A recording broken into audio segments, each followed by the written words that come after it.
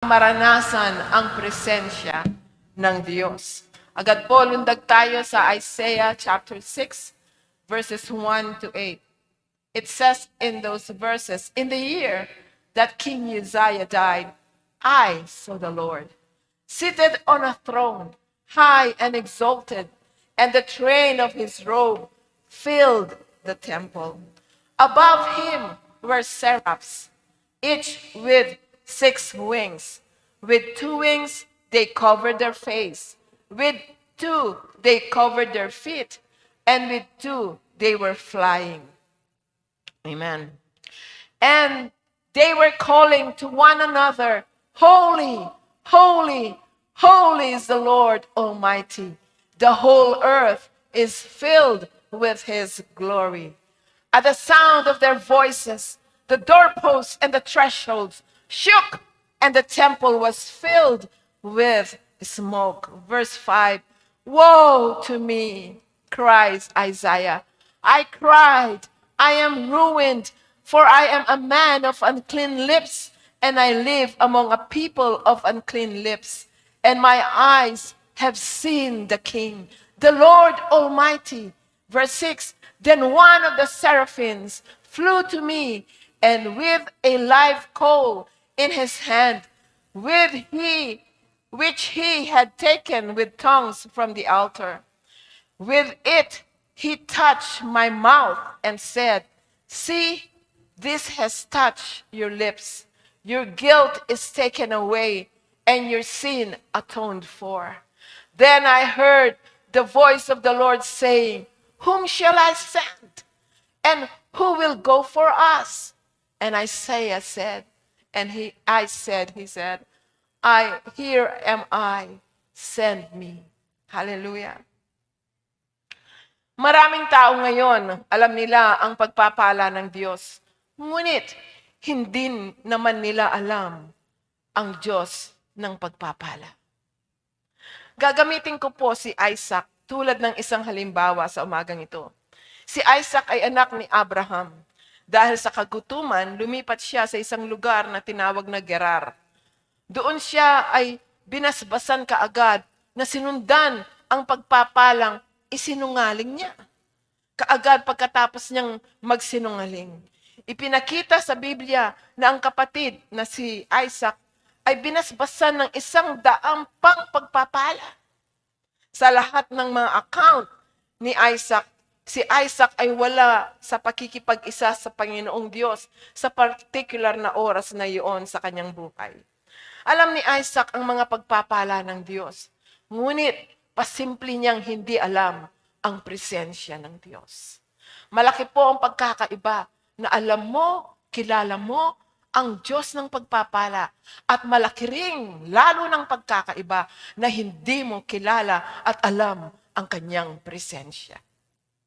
Tinatanong po ng maraming mga tao na kung papaano ang isang mamangaral o iglesia man na maaring napakalaki nito at gayunpaman ay tila pinagpapala ng Diyos.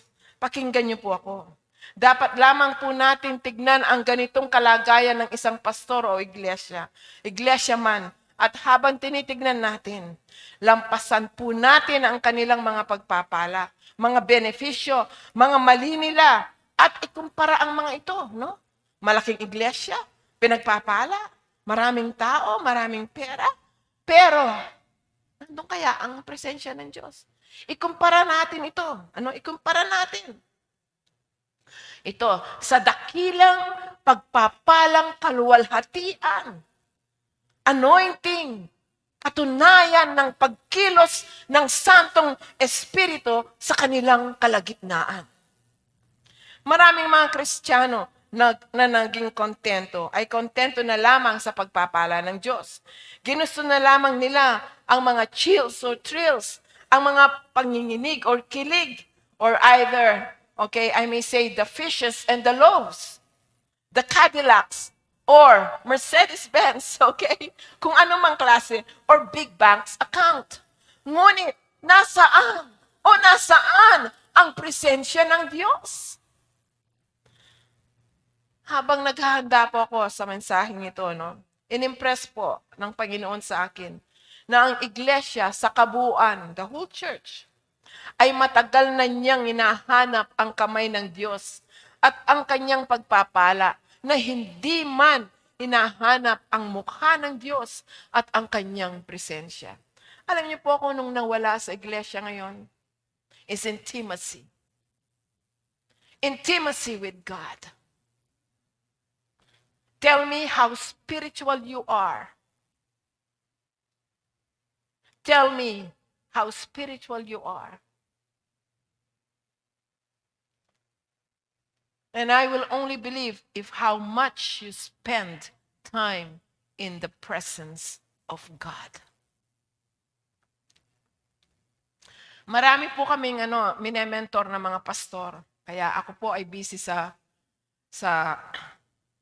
online. Iba-ibang bansa po ang mga pastor na to. Alam niyo po, sa totoo lang, dito lang sa Pilipinas, napakaraming church na gustong magpa-under sa atin. Sa abroad, napakarami rin pong church, iba-ibang bansa, gustong magpa-under sa atin.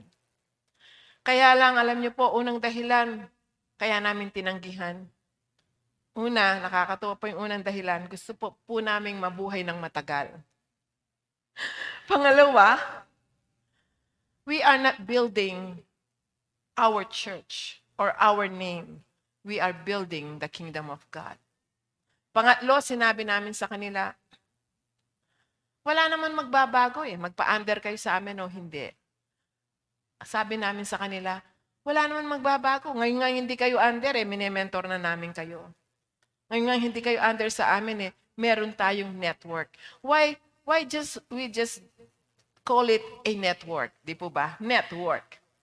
Isa pa po, 3 malalaking denomination sa Amerika, inoffer si Pastor Edgar na i-ordain siyang bishop sa Amerika. At ang salary po niya is $10,000 a month.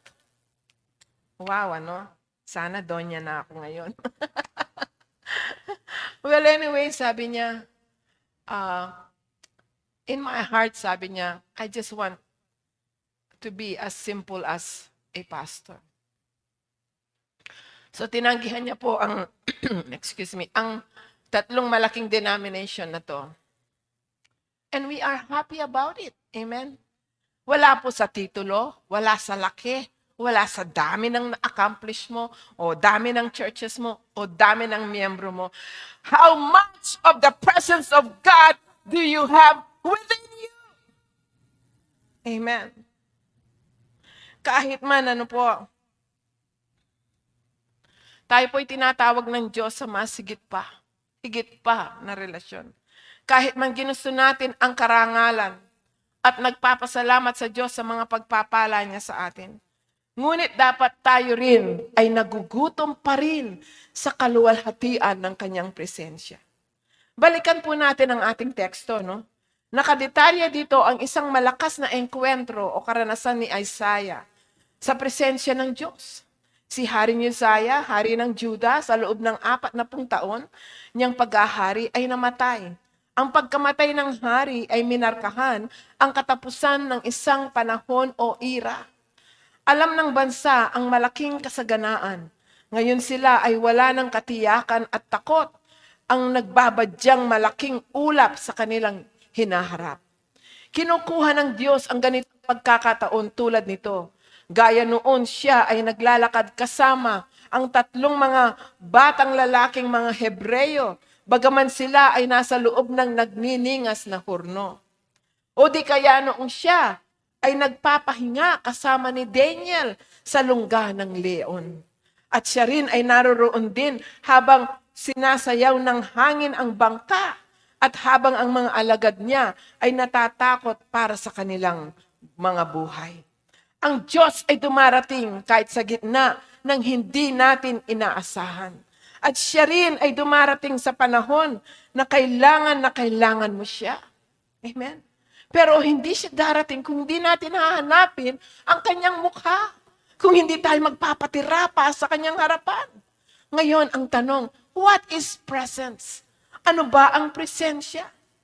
Sa isang kahulugan ng mga tao, ito ay ang invincible na epekto o impact ng isang tao sa isang tao, lugar, o bagay man. Can you show the picture? Please. Ang Mount Rushmore, yan po ang Mount Rushmore sa Amerika. Nagkaroon po kaming pagkakataon, makita ko yan habang bago mag-landing yung aeroplanong sinasakyan ko. And it was majestic. Amen. Napakaganda po ng work of art na ginawang yan. Kung tumayo ka man sa kaharap sa Mount Rushmore at basahin ang mga nakaantig na mensahe sa apat na lalaking yan, magpakailanman ang ginugunita doon, mararamdaman mo po ang pagkakaroon ng pagka-special na lugar na iyon. Meron bang like a presence sa lugar na iyon? Sino po ang apat na lalaking yan? Ang una po ay si President George Washington. Ano bang ginawa niya? Bakit nilagay dyan ang kanyang mukha? Kung walang Washington, walang Amerika. Hello? Ang kanyang matatag na pamumuno, integridad, at paghatol ay nagbigay ng pundasyon para sa kanilang bagong republika. Pangalawa po ay si Pangulong Thomas Jefferson. Siya ay ang pinakamahusay na kilala bilang ikatlong Pangulo ng Estados Unidos at ang pangunahing may akda ng Deklarasyon ng Kalayaan. Ang pangatlo po ay si Pangulong Abraham Lincoln. Kasama sa ika-16 na Pangulo ng Amerika ang pagpapanalo ng digmaang sibil at pagwawakas ng pag-aalipin sa kanilang bansa. Hindi lang po yun. Si Abraham Lincoln po ay isang makadiyos na presidente. Saan ka makakita nung nakaraan po sa Kongreso, bago sila magkakaroon ng meeting, may panalangin. Hindi lang po sila basta nananalangin. Sila po ay aalis sa kanilang mga upuan at sila ay luluhod sa Panginoon, nagpapatira pa sa Panginoon, na bigyan sila ng karunungan, ng biyaya para sa kanilang bansa. Ang kanyang mga talumpati ay patuloy na nagbibigay na inspirasyon sa mga tao hanggang ngayon. At ang pangapat po at huli ay si Pangulong Theodore Roosevelt. Ay pinarangalan sa Mount Rushmore, madalas na tinatawag puwersa ng kalikasan. Siya naman po ang may gift kung papaano pagandahin ang Amerika. Sino na po nakapunta ng Amerika? Di ba napakaganda ng Amerika? Imagine, bawat state, para kang nasa ibang bansa. Bawat state, iba po ang tema. Bawat state, iba na naman yung tema. Para kang, kung 50 states yun, para kang lumibot sa 50 bansa. Kami po ni Pastor ay naka 31 states na. Sa biyaya ni Lord, sa pag-ikot doon. Napakaganda po ng Amerika. So ito po ang ginawa ni Pangulong Roosevelt. Madalas tinatawag na puwersa ng kalikasan dahil sa kanyang masiglang personalidad.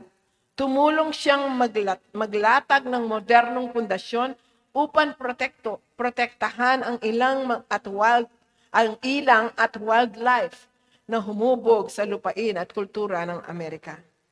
At nice ko pong, can you show the next picture please?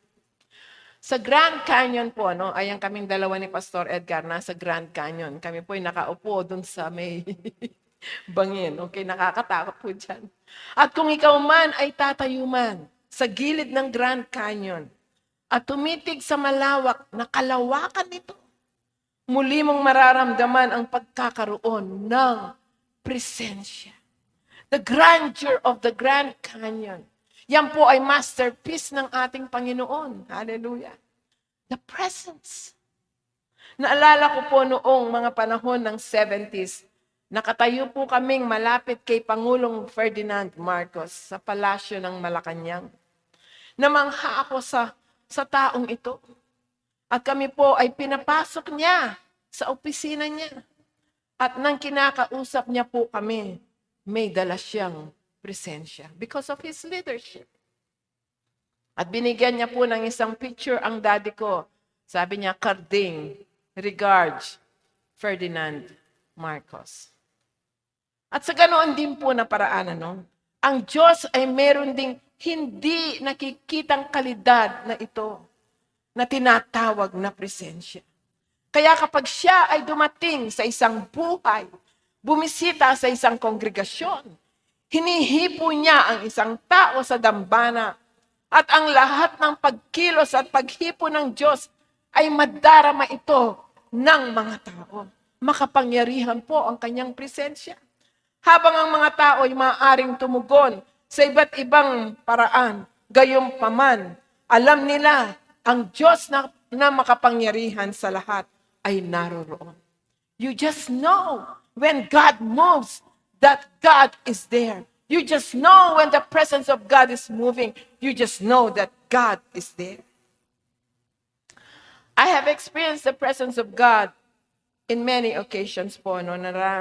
Naranasan ko po ang paghipo at pagkakaroon ng pagkilos ng Diyos sa iba't ibang okasyon. Habang hindi ko pa nararanasan ng anumang bagay na malapit na katulad na sa nakita ni Isaiah. Gayunpaman ay lubos akong naaantig at naaantig ng Espiritu ng Diyos. Okay, in those moments, can you show it please? In those moments, I have wanted to lay down before Him with my face in the carpet. At sa mga sandaling iyon, ay nais kong magpatirapa sa harapan niya na aking mukha at nakasubsob sa carpet. Alam niyo po,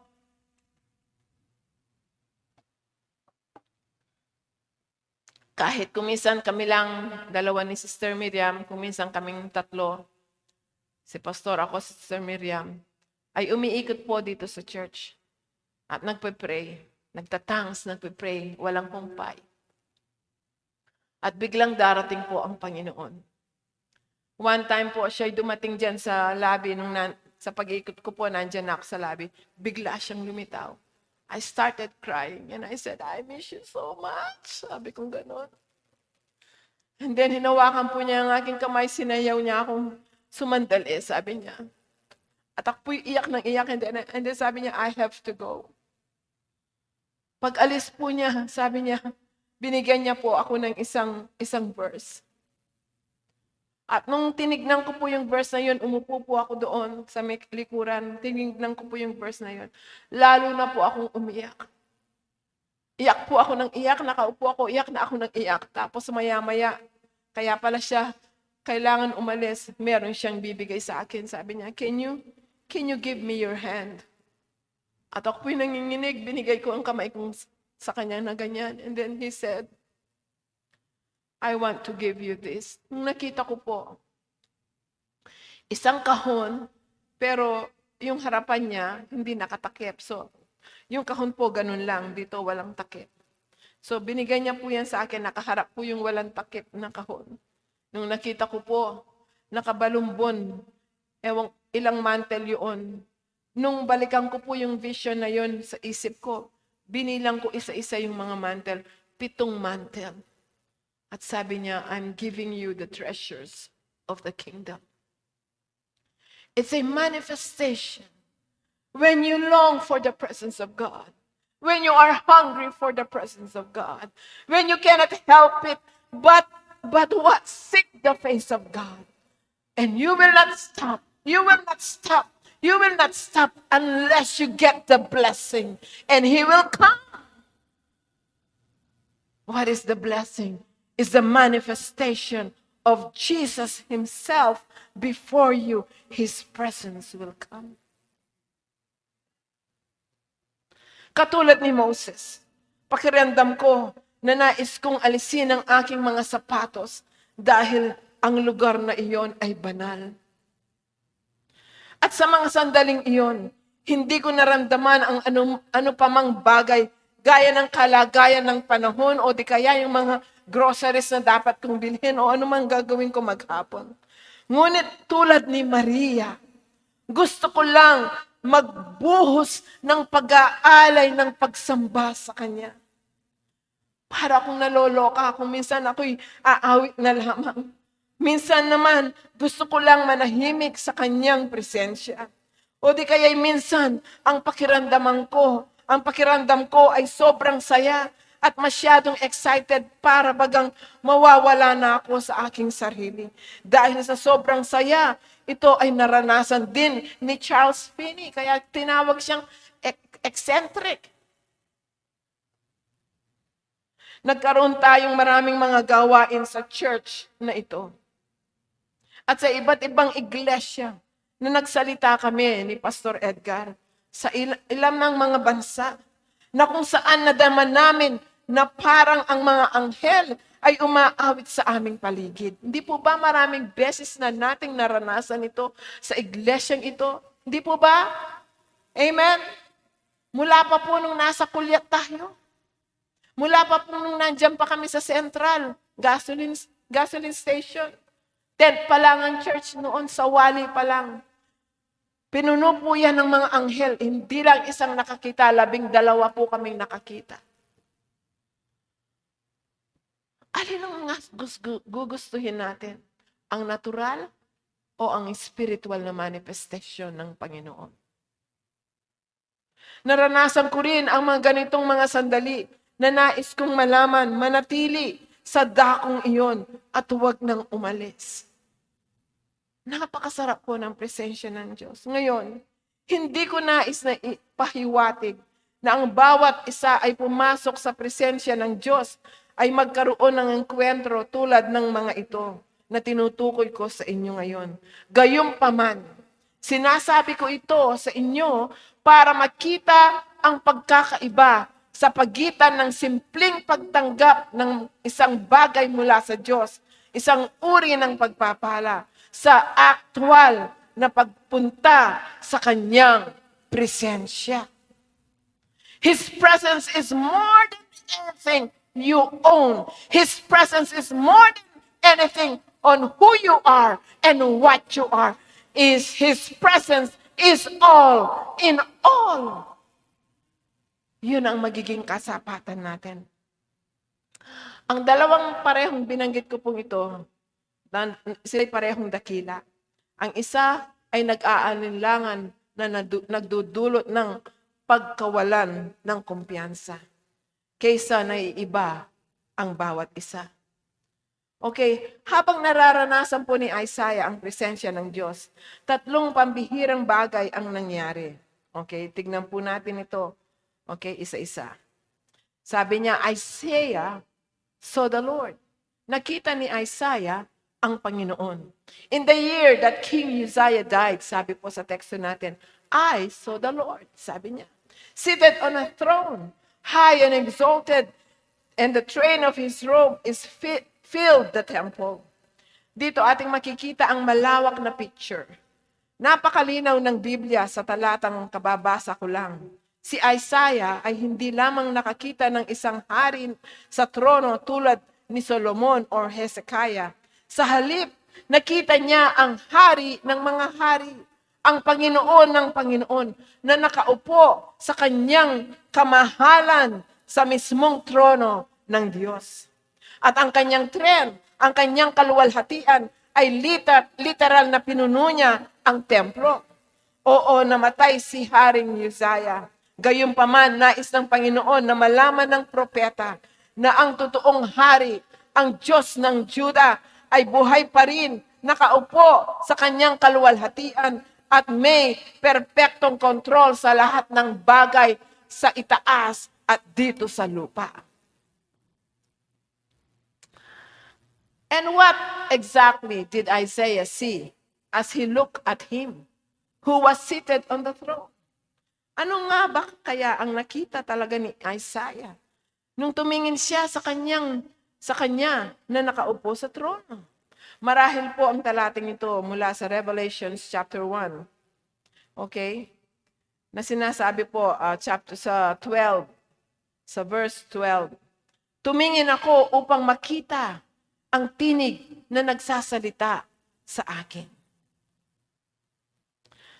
At nang lumingon ako, ay nakita ko, sabi niya, isang tulad ng anak ng tao na nakasuot ng balabal, na abot hanggang paa, at may gintong pamigkis sa kanyang dibdib. Ang kanyang ulo at buhok ay puti na parang balahibo ng tupa, kasing puti ng niebe. At ang kanyang mga mata ay parang nagniningas na apoy. Ayan po, ganyan, ano? At ang kanyang mga paa ay parang tansong nagliliwanag sa isang horno. At ang kanyang tinig ay parang lagaslas ng tubig. Sa kanyang kanang kamay ay may hawak siyang 7 bituin. At sa kanyang bibig ay may lumalabas ang isang matalas na 2 talim na espada. Ang kanyang mukha ay parang araw na sumikat sa buong ningning. Nang makita ko siya, nahulog ako sa paanan niya na parang patay. Totoo po ito, no? Kapag pinahintulot ng Diyos na siya'y makita nyo, lalo na po ang kanyang mga mata. Ang lahat ng lakas mo, ang lahat mo ay mahihigop ng dahil sa pag-ibig na lumalabas sa kanyang mata. Ang kanya pong mata ay puno ng pag-ibig. Ano pa po ang nangyari sa propeta? Pagkatapos ay ipinatong niya ang kanyang kanang kamay sa akin at sinabi, "Huwag kang matakot. Ako ang una at huli. Ako ang buhay. Ako ay patay na at narito. Ako'y nabubuhay magpakailanman. At hawak ko ang mga susi ng kamatayan ng Hades." At ano pa po, ito ay isang salita na inilirawan ni Jesucristo. Tulad ng kung ano siya ngayon at gaano posibleng nakita siya ng propeta sa kanyang pangitain. Habang patuloy na nanonood ang propeta sa vision na to, ang templo rin ay napuno ng mga ulap ng usok. Muli, nakakagulat ang eksena. Sa katayuan, inakala nga niya na nakita niya ang Diyos. Kahit na ito ay isang pangitain lamang. Akala niya siya ay mamamatay kaagad at doon mismo sa lugar na iyon.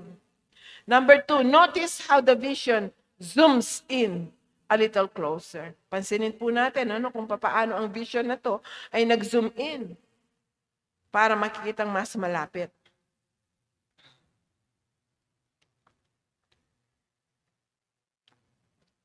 Okay, patuloy po natin ang teksto. Ang teksto ay nagpatuloy sa pagsasabi na nakita ng propeta ang mga serapin. Okay? Mga anghel. Ang mga anghel na higit pa sa tao. Meron po silang 6 na pakpak na nasa itaas ng trono ng Diyos at pabalik-balik silang nagsasalita. Habang nagsasalita sila, ang mga poste ng pinto at mga pintuan ay nayanig at ang templo ay napuno ng usok. Alam ko na ang ilan sa atin ngayong umagang ito ay medyo mahirap ang ating mga pandinig. Hayaan niyo po sabihin ko ang isang sikreto sa langit. Sa langit ay makakarinig po tayo ng husto. Perfect hearing. Hindi lamang dahil bibigyan ka ng Diyos ng mga bagong tenga. Maririnig mo dahil ang lahat ng kapaligiran ay nadadagdagan ang antas at degree ng isang bagay. O di kaya ay madadagdagan ang halaga, antas o lawak kung saan may nangyayari. Halimbawa po, may nangyayari, nasa langit tayo, may nangyayari dito. Ang lahat po ay naka-full blast. Okay? Ang liwanag, ang kaluwalhatian ng Diyos ay naka-full blast. Ang ating naririnig ay naka-full blast, full volume. Ang ating nakikitang mga kulay ay naka-full blast ang mga kulay. Ganyan po sa langit. Naunawaan niyo po ba ako? Amen? Amen? Kapag ang mga poste ng pinto, mga thresholds, ay nanginginig, pinag-uusapan natin ang tungkol sa ilang magagandang decibels ng santo. Okay? Ano yung decibel? Ito po yung mga sukatan kung gaano yung kalakas ng antas. Okay?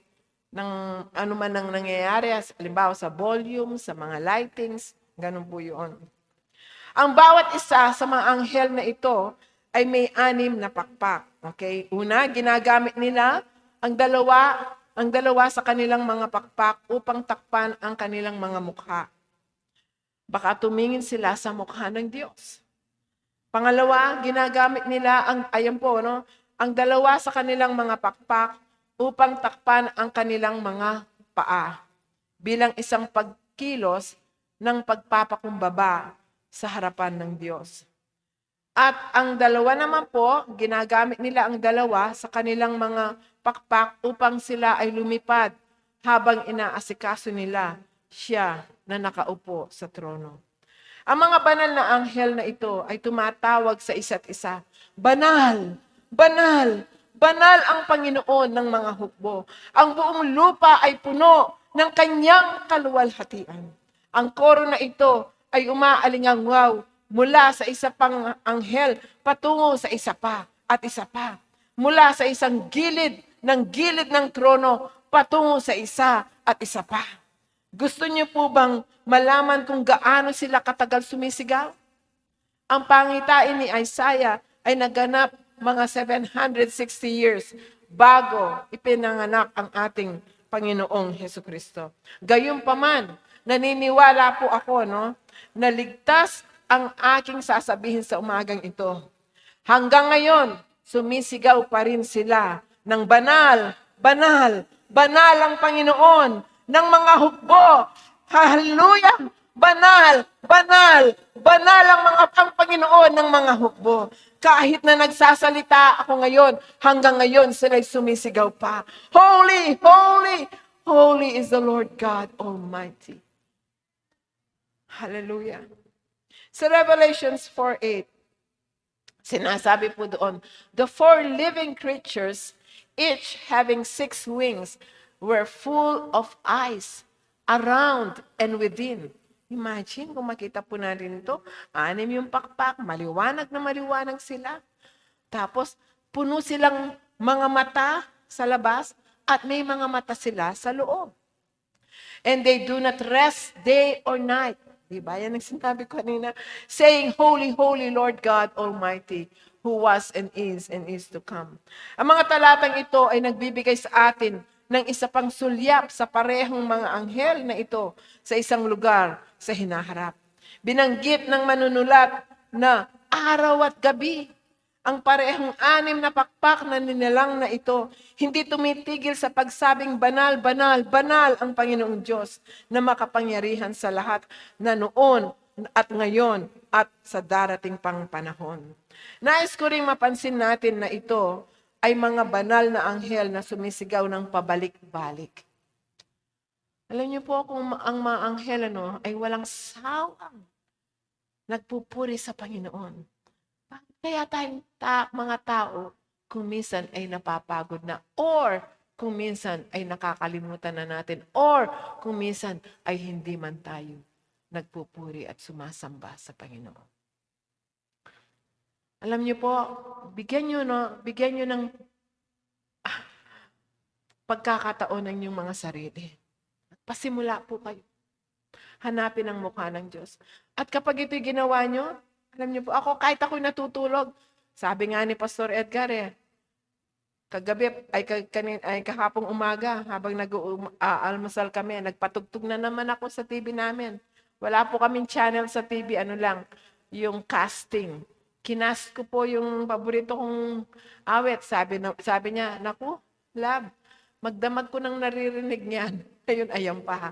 Amen. Kasi po, kapag ikaw ay uhaw sa pagsamba sa Panginoon, ayaw mo nang tumigil. Nasanayan mo na yun . Hindi ka na pwedeng mabuhay na hindi mo kabahagi yung pagsamba sa Kanya, pagpupuri sa Kanya, at pagluwalhati sa Kanya. Hello? Amen? So, hindi sila kailanman nagkasala. Yung pong mga anghel na ito, hindi sila kailanman nagkasala sa anumang paraan. Hugis anyo. Sila ay hindi kailanman naging biktima ng paghihimagsik ni Lucifer laban sa Diyos. Kaya sila'y nasa langit pa hanggang ngayon. Gayunpaman sa harapan ng Diyos ay wala silang nagawa kundi magpakumbaba. Kaya nga tinakpan nila ang kanilang paa at ang kanilang mga mukha na tumugon sa kanyang kapangalan. When they see the holiness of God, they cannot help it but humble themselves, cover their faces, and cover their feet. It's a sign of humility. Malinaw na inihambing ng Panginoon ang kanyang kabanalan sa mga anghel na ito. At wala mang may kumpara sa anumang dapat mong ikumpara sa ganitong senaryo. Si Lucifer, na marahil noon ay ang pinakamakapangyarihan na anghel sa langit, siya pa rin ay nagkasala. Kasama ang ikatlo ng host ng mga angels, sila ay nagkasala. Si Adan at si Eva, ang unang mga taong nilalang ng Diyos, ang ating mga magulang, sila pa rin ay nagkasala. Si Moses ay nagkasala. Si David na dakilang hari, siya ay isang tao ayon sa sariling puso ng Diyos. Ngunit, nagkasala pa rin siya. Si Pedro, sa kanyang sariling mga mata, ang makapangyarihang mga gawa ni Kristo ay nakita niya, naranasan niya. Ngunit, nagkasala pa rin si Pedro. Bilang pagkumpara po, ang Diyos ay hindi kailanman nagkasala. Ang Diyos ay hindi kailanman nagkamali. Ang Diyos hindi kailanman nagsinungaling. Ang Diyos hindi kailanman kinailangan ng Diyos na baguhin ang kanyang kwento upang payagan ang pagbabago ng mga pangyayari, no? Ang Diyos ay hindi kailanman naging mas mababa sa perpekto. Why? Because He is ultimately perfect. Mataas pa siya sa pagiging perpekto. He is ultimately perfect. And He is holy. Ang Diyos ay banal. Ang Diyos ay banal. Hallelujah. Hallelujah. Hallelujah. We have a holy God resting inside of us. Nananahan dyan sa loob natin. Naalala ko po ang isang awit, I stand, kagaya po ni Isaiah, he stand amazed sa vision na yun. I stand amazed in the presence of Jesus the Nazarene. And I wondered how He could love me, a sinner condemned and unclean. How wonderful, how marvelous is my Savior's love for me. How wonderful, how marvelous is my Savior's love for me. Aren't you amazed how much God loves you and me? Hindi niyo pa ba napagtanto? Alam niyo po ako. Tuwing sinasabi niya, what is man that thou art mindful of him? Sabi ko sa kanya, Panginoon. Tuwing iniisip ko yun, sabi ko, ako'y nagpapasalamat sa iyo. Ako'y nagpapakumbaba sa iyo. Kasi nung lalangan mo ang lahat ng bagay, pati na ang tao, ikinonsider mo ako. Naisip mo ako. Nalalangin mo ako. Kinonsider mo ako. Kung hindi, walang Karina. Walang Socorro Epipanya Karina Cruz Arceo. Sabi ko gano'n. Walang Karina. At least, ganun pa man, Panginoon. Ako iniligtas mo. Lalo akong nagpapatira pa sa kanya dahil nakilala ko siya, tinanggap ko siya, nagkaroon ako ng kaligtasan. Hindi lang yun, sabi ko, naranasan ko ang pagiging tao. Nagkasala ako, nagpakumbaba ako, nagsisi ako. Naramdaman ko ang maging masaya, naramdaman ko ang nasaktan. Naramdaman ko ang lahat ng ito, naranasan kong meron, naranasan kong wala. Gayunpaman, O Diyos, sa lahat ng aking naranasan, bilang pagkatao ko at Kristiyano, ikaw ay naroroon. Ang katunayan mo ay tunay. Ang iyong presensya, ang aking nararanasan na kumikilo sa aking buhay. Amen. Palakpakan po natin ang Panginoon. Woo. Kaya nga sa Exodus 15:11, sinasabi doon, who is like you, O Lord? Wala kang katulad. Who is like you? Glorious in holiness, awesome in splendor, doing wonders. The greatest wonder that God has done is the greatest wonder that He has done in my life and in your life to change us from glory to glory sa Kanyang wangis. Hallelujah. Isaiah 57:15. For thus says the high and lofty one, who inhabits eternity, whose name is holy.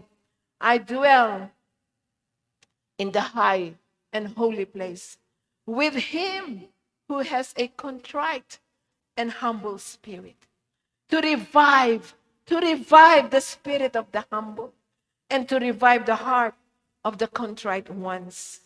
Sa lahat ng mga katangian na kung saan ang Diyos ay kilala, ang kabanalan ay siyang tila nasa unang lugar sa lahat ng kanyang katangian. Kapag nararanasan ng isang tao ang kanyang presensya at sumakatwid, siya ay tatamaan ng ganap na kabanalan ng Diyos. Pagkatapos ng engkwentro ng taong ito sa pakikitagpo niya sa kanya, aalis siya sa dakong yun na umiiyak kasama ang mga anghel at kanyang isinisigaw, banal ka, O Diyos. Banal, banal ka, O Panginoon. Banal, banal ang Panginoon ng mga hukbo. Ang buong lupa at puno ng kanyang kaluwalhatian. Amen.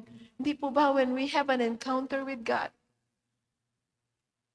alam nyo, lahat ng inyong nakaraan, lahat ng inyong kasalukuyan, at lahat ng inyong hinaharap, ay hindi mo na naaalala. All you see is the holiness of God. All you see is the magnitude of the glory of the presence of God. You cannot help it but say, God is holy. God is holy. Kapag pinaranas po niya ang kanyang kabanalan, ang lahat ng sa iyo ay mahihigop. Kahit sarili mo ay hindi mo na maaalala. Nakatingin ka lang sa kanyang kabanalan. Number 3, nakaranasan ni Propeta Isaiah. The prophet Isaiah saw himself. Anong oras na ba? 11:16? Marami pa po akong oras. Nakita ni Propeta Isaiah ang kanyang sarili. Bakit? Dahil sinabi niya, woe is me. I cried, I am ruined, for I am a man of unclean lips, and I live among a people of unclean lips, and my eyes have seen the King, the Lord Almighty. Si Isaiah ay isang aristokrata, isang taong alam ang kanyang paraan sa paligid ng Jerusalem. Karamihan sa iba pang mga propeta ay mga magsasaka o di kaya simpleng mga tao tulad ni Amos o kaya ni Micah. Ngunit si Isaiah ay isang aristokrata, mayaman at may sinasabi. Si Isaiah naman ay nakatira malapit pa sa hari. Siya ay may mahusay na pinag-aralan at nasiyahan sa posibleng pinakamataas na kultura ng kanyang panahon. Maaring kabilang siya sa kabinete ng hari. Ang kanyang mga propesiya ay paulit-ulit na humarap sa mga problema ng gobyerno at international na relasyon. Si Isaiah ay kilala rin bilang ang pinakabanal na tao ng Juda. Ipinagpatuloy niya ang kanyang makahulang ministeryo sa loob ng marahil 4 o 5 dekada. Mas malamang na nasa templo siya sa Jerusalem sa ilang opisyal na kapasidad nang maranasan niya ang espesyal na pagdalaw na ito mula sa Diyos. Nang matanto niya ang kahangahangang presensya ng Panginoon. Bilang tugon sa pagdalaw ng Diyos sa kanya, siya ay nagsisi. Ang propeta ay nagsisi. Nagsinungaling ba siya sa isang punto ng kanyang buhay? Hindi po natin alam yan. Hindi ko rin alam yon. Nagkaroon ba siya ng mga problema sa pagmamataas? Hindi ko rin po masabi yun. Nag-imbot ba siya? Ang Biblia ay tila tahimik din sa bagay na ito. Alam po natin, kahit na siya ay isang banal na tao, nang matagpuan niya ang kanyang sarili sa harapan ng nag-iisang tunay at banal na Diyos. Wala siyang nagawa kung hindi sumigaw sa pagsisisi at kahihiyan. Sa katunayan, sinabi niya, nalaman ko na, ikaw na ang nanalo, O Diyos. Ang kanyang katuwiran, medyo simple, ay hindi higit sa maruming basahan kung inahambing natin sa kabanalan ng Diyos. Nang makita ni Job ang Panginoon, sumigaw siya, nagsisi ako, isang alabok na abo, sabi ni Job. Nang makita ni Pedro na mangingisda ang Panginoon bilang Mesiyas, siya ay nagpatira pa sa kanyang paanan at nagmakaawa. Lumayo ka sa akin sapagkat ako ay isang makasalanang tao, O Panginoon, sabi ni Pedro. Kaya nga ito rin ang sinabi ni Isaiah na nagpahayag ng mga kaabahan sa mga tao. Sabi niya, who pronounced woe unto the people. At siya rin ngayon ay bumulaslas ng saaba ko. Anong ibig sabihin? Woe unto me. Woe unto you, sabi niya sa mga tao. Pero nung nakita niya ang kabanalan ng Diyos, ito rin sinabi niya, woe unto me. Sa aba ko, Panginoon. Alam niyo po kung anong susi sa puntong ito. Nais ko pong pag-isipan natin kung kilala ng mga banal na anghel ang kanyang kabanalan. Kung si Isaiah na propeta, si Job, si Pedro, at iba pa ay kilala ang kanyang kabanalan.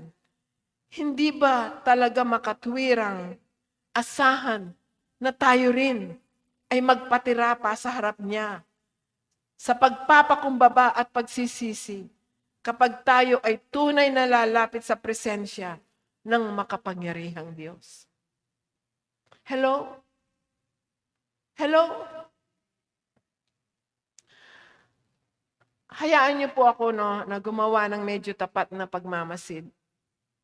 Kumbisado ako na ang isang dahilan kung bakit napakaraming hindi ikinukumpisal ang kanilang mga kasalanan sa presensya ng Diyos ay dahil sa isyong ipinapangaral ko ngayong umaga. Masyado tayong naging abala sa mga pagpapala ng Diyos, kaya nakalimutan na natin ang presensya ng Diyos. Sa pagpapabaya po, sa kanyang presensya, una, nakalimutan natin ang kanyang kabanalan at ang ating personal na kakulangan nito. Pangalawa, sa pagpapabaya sa kanyang presensya, nakalimutan natin ang pagkatakot sa Diyos. Pangatlo, sa pagpapabaya sa kanyang presensya, nawala ang pakiramdam na sa aba ko, woe is me, sapagkat ako ay nagkasala. Sa madaling salita, ang kanyang mga pagpapala ay nagpapatutuo sa kanyang pabor at kabutihan sa atin, di po ba? Ngunit ang kanyang presensya sa kabilang banda ay nagpapatutuo sa kanyang kabanalan. Siguro masasabi nyo, Pastora, hindi po ako nagnakaw. Hindi ko niloko ng aking asawa. Hindi ako nagmumura. Hindi ako sumasamba sa mga idolo. Oo, totoo nga yun. Mabuti po iyon. At natutuwa ako na marinig ko ito. Ngayon ang tanong, ito pong tanong ko, ikaw ba ay matuwid sa sarili? Bilib ka ba masyado sa sarili mo? Hambog at palalo? Nagtatights ka ba ng husto? Mahal mo ba ang iyong kapwa gaya ng pagmamahal mo sa iyong sarili? Nagtataglay ka ba ng galit sa iyong puso laban sa ibang kapatid o ibang tao? Binibigyan mo ba ang iyong amo ng 40 oras na trabaho para sa 40 oras na sweldo? Nasabi yun, halimbawa, nagtatrabaho ka. Do you work diligently? O di kaya puro kayo pag wala na yung boss, bull session, nagkukwentuhan lang kayong mga magkakasamang nagtatrabaho. Alam niyo po, may isang, ano po sa TBN, TBN USA, meron pong programa si Dr. E.V. Hill. Sa panahon ng kanyang pagtuturo, napansin niya na gumugol siya ng ilang oras sa pag-aaral ng kasalanan sa Biblia. Nalaman niya na ang kasulatan ay naglista ng 113 na individual sins. Yung individual sins lang po yun, na mga kasalanan na maaring magawa ng isang tao. Pagkatapos, inilagay po niya ito sa isang listahan sa papel at ipinimigay po niya ito sa kanyang kongregasyon. Sinabi niya na pagkatapos ng linggong iyon, ay may isang babae na pumunta sa kanyang opisina. Halatang galit siya. Sinabi niya na sinuri niya ang sarili laban sa listahan ng mga kasalanan na ipinimigay niya sa kanya. Nahihiya siyang aminin na nagkasala siya ng 29 sa nakalistang kasalanan na iyon. Sinabi sa kanya ni Dr. Hill na hindi iyon masama. Sinabi niya na siya rin ay nagkasala ng 21 sa mga listahan na ipinamigay niya.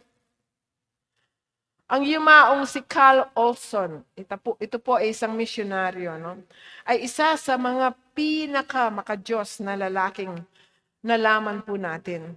Kapag nananalangin siya, aabot siya ng maraming oras. Kapag siya nag-aayuno, aabot din siya ng maraming araw. At naglingkod bilang misyonaryo sa Bangladesh sa halos kalahating siglo. At nasabi ng kanyang pastor, nasa ganoong kapasidad na minsan niyang sinabi sa akin na meron siyang listahan ng 20 ilang mga kasalanan na kanyang kinakaharap sa kanyang buhay. Paano nalaman ni Carl Olson ang mga kasalanan nito? Bakit ganun na lang ang kanyang issue? Siya ay literal na nanirahan sa presensya ng Panginoon. Ang presensya ng Diyos ay nagbabatid sa kanya ng anumang pagkakasala niya sa Diyos.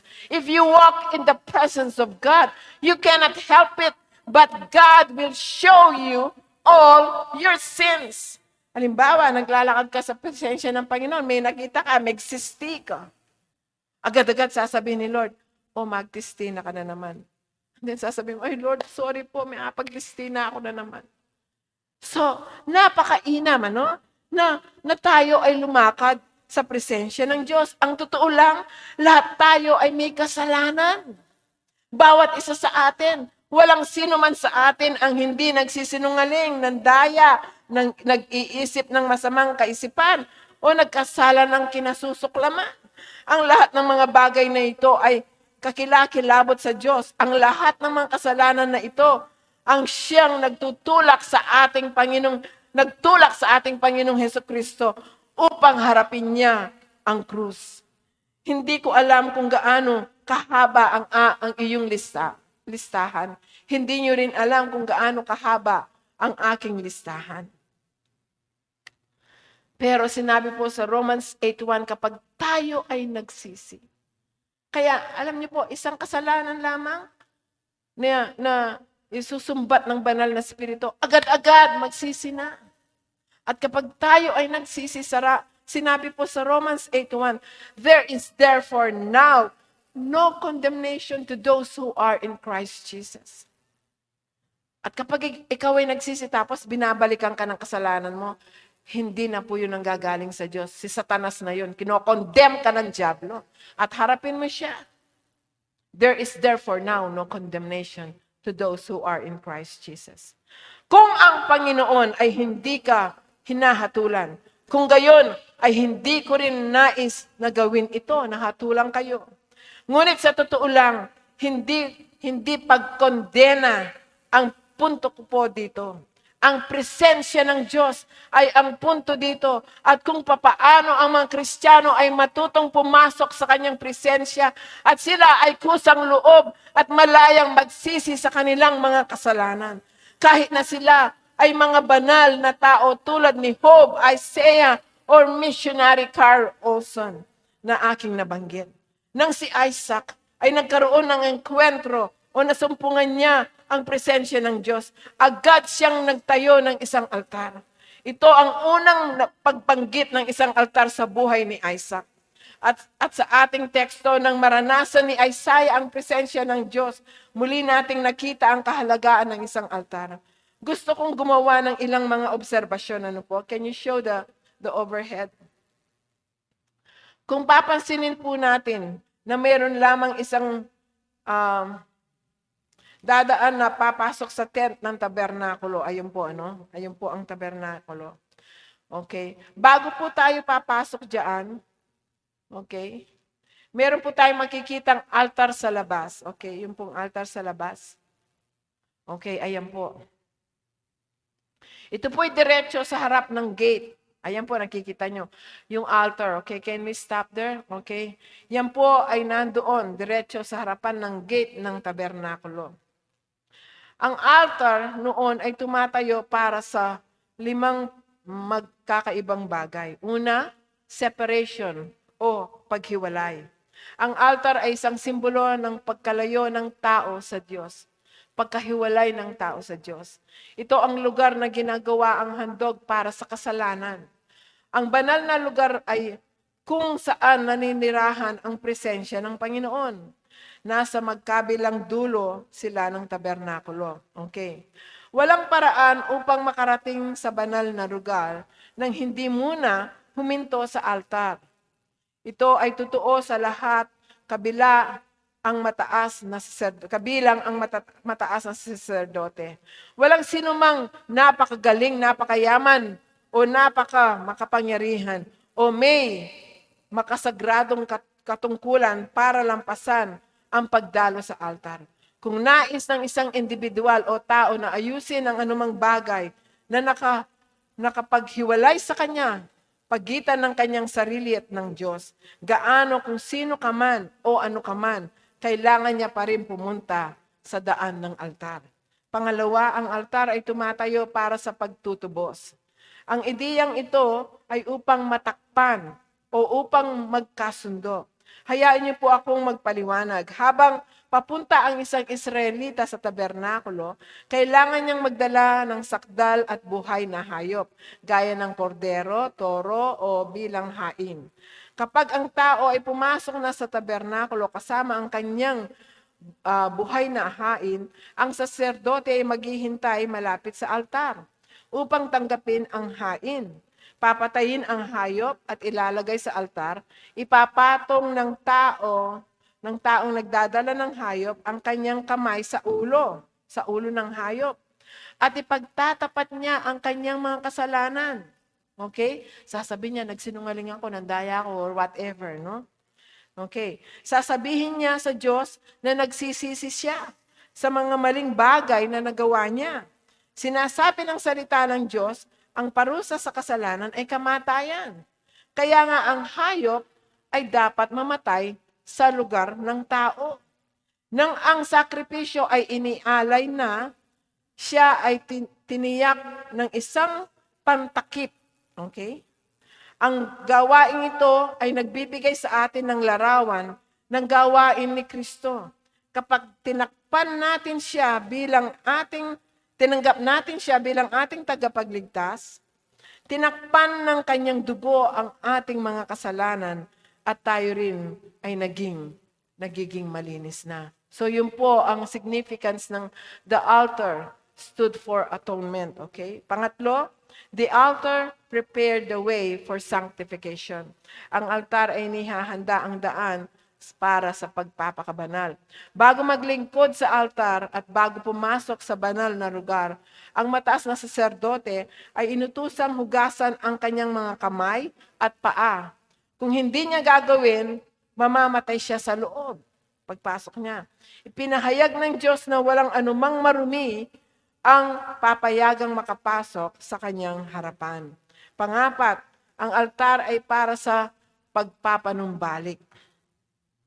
Sa pamagitan po nito, ang bawat tao ay ginawa upang maranasan ang pabor at pagtanggap ng Diyos. Sa altar, ang individual ay naibalik sa isang lugar ng tamang katayuan kasama ang Panginoon. At panglima, the altar was ordained for service. Ang altar ay itinalaga para sa serbisyo.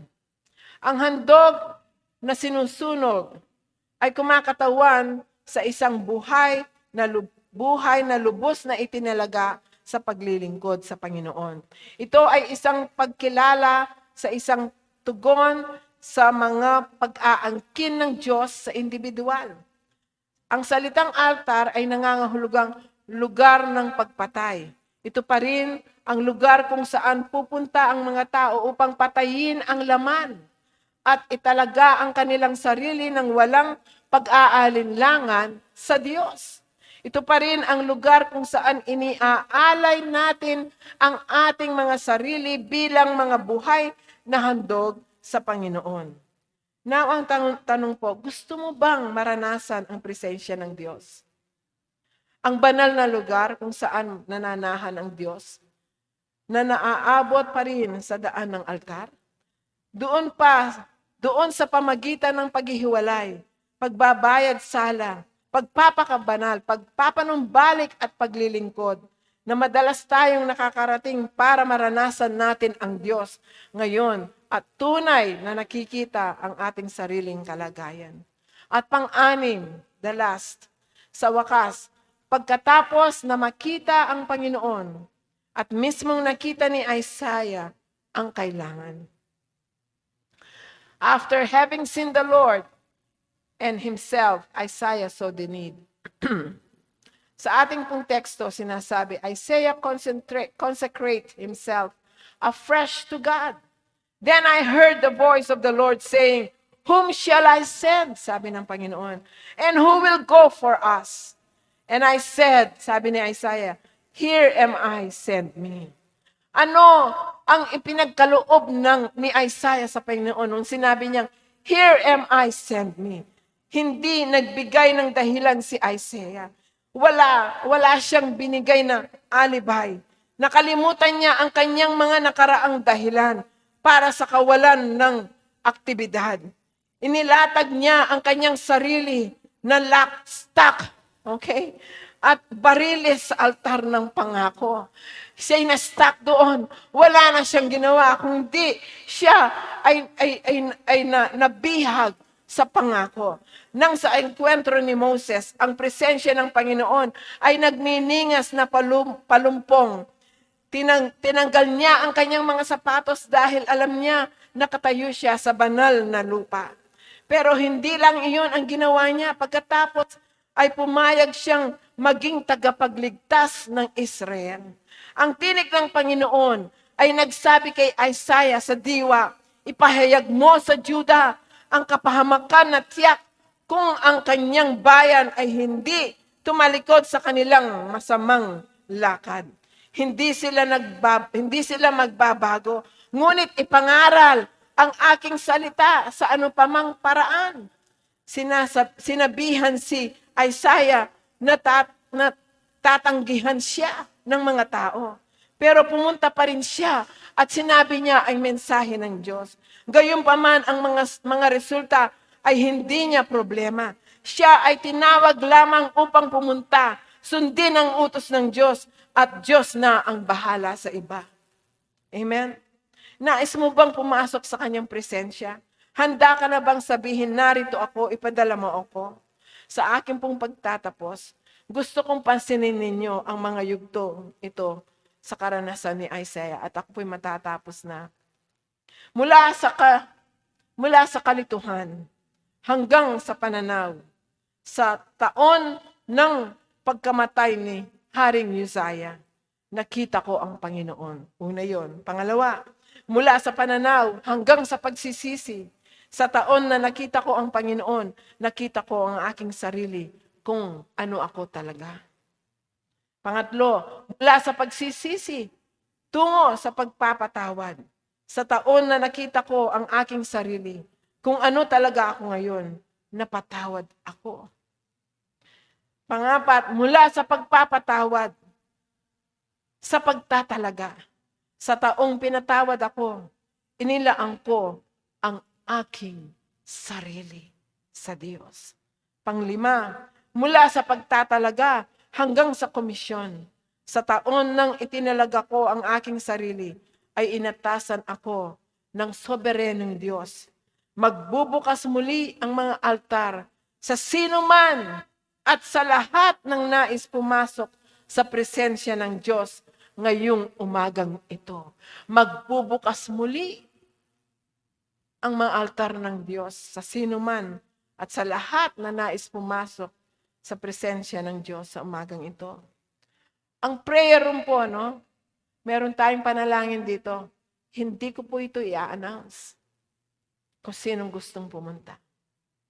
Bubuksan po ang iglesia. Hayaan ko ang Espiritu ng Diyos ang mangusap. Bukas ang altar.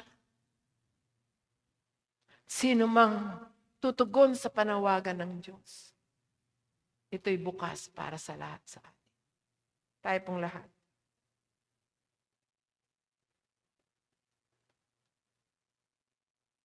Narito po ang Diyos, ano? Kung gusto nating magsikap at makipagtagpo sa Kanya. Kung handa tayong magbayad ng presyo para lamang maranasan ang Kanyang presensya. Sa akin pong pagtatapos, meron po akong hininging isang awit na awitin ng ating worship team. Namnamin niyo po ang mga salita sa awit na to. At dalangin ko sa pangalan ni Jesus, habang inaawit natin ito, hayaan niyong mangusap ang awit na ito sa ating mga puso. Kung nadarama niyo na kinakausap kayo ng Diyos, tinatawag kayong makipagtagpo sa Kanya. Maaliwalas po itong harapan natin. Gumawa po tayo ng kanya-kanyang altar dito. Lumapit sa harapan, gumawa tayong kanya-kanyang altar. At sabihin sa Kanya, Panginoon, nagsisisi ako. Patawarin mo ako. Takpan mo ako sa pamagitan ng iyong dugo. Hahanapin ko ang iyong mukha at hindi ako titigil hanggang hindi ako mapuspos ng inyong presensya. Can you sing that song, please? Kiarabash kataya rerabash kataya. Jesus, I am yours. You have called me as your own. Lord, you gave your all, so I can live to know you as amor. Jesus,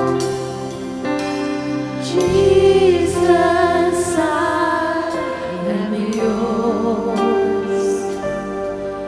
You have called me as your own. Lord, you gave your all, so I can live to know you as among. Jesus, I am yours. Jesus, I am yours. You have called me as your own. Lord, you gave your all, so I can live to know you as among.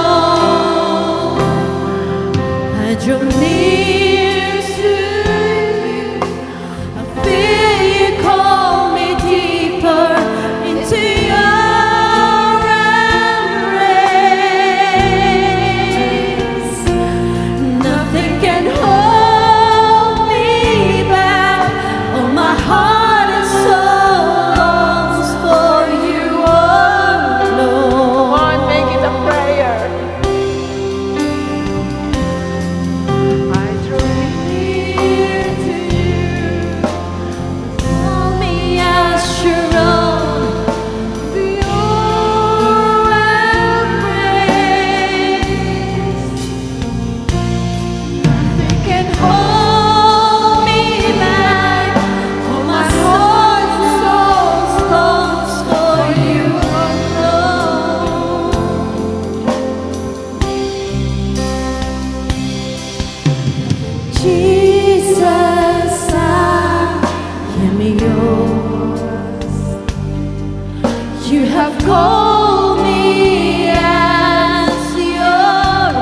Talk to the Lord. Talk to Jesus. You gave your Just pour out your heart to Him. so I can Tell Him, Lord, to I want to enter your presence. I want to enter your presence. Jesus, I want I'm to yours. experience your presence. Jesus, I am yours. You have called me as your own. Lord, you gave your all, so I can live to know you as I'm known. I draw near to you. I feel you call me deeper into your embrace. Nothing can hold me back. Can't hold me back.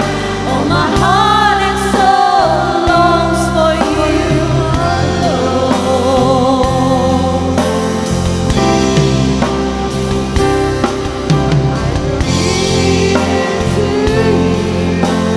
Feel you call me deeper into your embrace.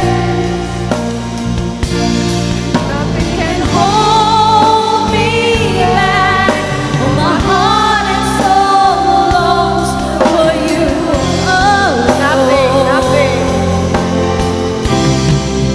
I draw near to you. I go dear to you. You burst me into your embrace. Nothing can hold me back. Oh, my heart and soul longs for you alone. I come just as I am. I come just as I am. That's all you ask of me when I worship you. Oh, Jesus, I am blessed being here with you.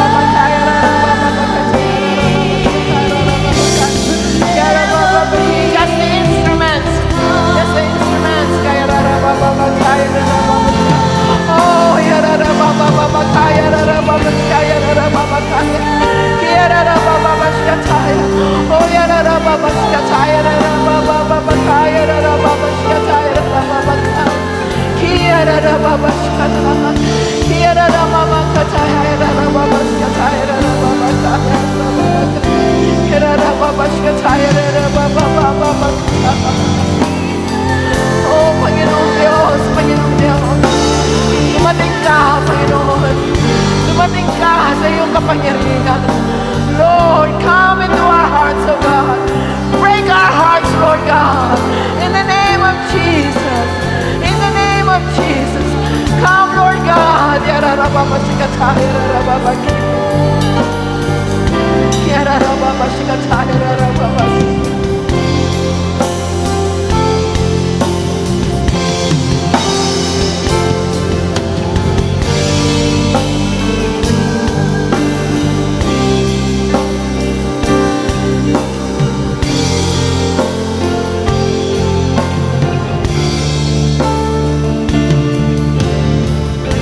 Diyos, narito po kami ngayon sa inyong harapan. Walang lingid, walang nakatago. Salamat po sa inyong pangungusap sa amin. Salamat po sa pintig niyo sa aming mga puso. Tunay na napakatunay ninyong presensya na aming nadarama ngayon na dumadaloy sa aming kalagitnaan. Hindi namin may kailangan yung katunayan. Salamat po sa pagkilos niyo sa aming mga puso. Kami po ay nagsisisi sa aming kapalanuan. Na nung balik loob po kami sa inyo ngayon. Lord, magpasimula sa araw na ito. Sa pagtayo po namin ng aming mga kanyang-kanyang mga altar. Sa aba ko. Woe is me, woe is me. Woe is me. Ako'y nagkasala. Ngunit, Panginoong Diyos, kami inyong hinipo, pinatawad. Pinuspos ng inyong presensya. Lalabas kami sa dakong ito na may pag-iyak sa aming mga puso't damdamin kasama ng mga angheles na sumisigaw, banal, banal, banal ang Panginoon. Oh, who was and is to come. Holy, holy is the Lord, who was and is to come. Salamat po, Panginoon, sa inyong pagpintig sa aming mga puso. Maluwalhati ka. Binibigay po naming maingat ang lahat ng kapurihan. Kaluwalhatian, kapasalamatan sa pangalan ni Jesus.